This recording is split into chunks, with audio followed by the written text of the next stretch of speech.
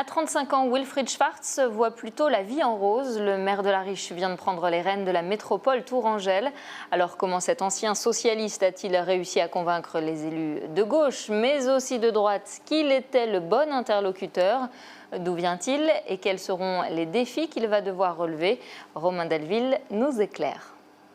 Engagé d'abord auprès du mouvement des jeunes socialistes, Wilfried Schwartz rejoint le parti Grand Frère en 2002.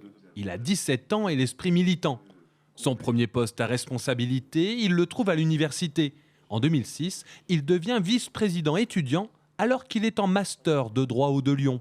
Déjà en temps normal, c'est quand même assez difficile de faire voter les étudiants pour les élections étudiantes. Donc là, en plein milieu des partiels, c'est quasiment impossible. Et c'est aussi impossible pour les personnes qui font campagne, pour les personnes qui se présentent. 4 ans directeur de cabinet du maire de Lariche, Alain Michel, Wilfried Schwartz prend sa succession en 2014 sous l'étiquette socialiste. Wilfried Schwartz, c'est quelqu'un de compétent, c'est quelqu'un de professionnel et c'est aussi quelqu'un, on l'a ressenti pour ceux qui étaient là ce soir à ces réunions, de très humain, de très proche des gens. Le temps d'un mandat municipal, tout s'enchaîne. Rupture d'avec Alain Michel, démission du PS en 2017, année de la création de la métropole. Et désormais la présidence. Vu la coloration aujourd'hui de la ville de Tours, les grands dossiers, ce sera évidemment des dossiers écologiques, la transition, le traitement des déchets, tous ces grands dossiers qui sont importants. Ça va être évidemment les transports, le tramway, ça va être l'aéroport de Tours.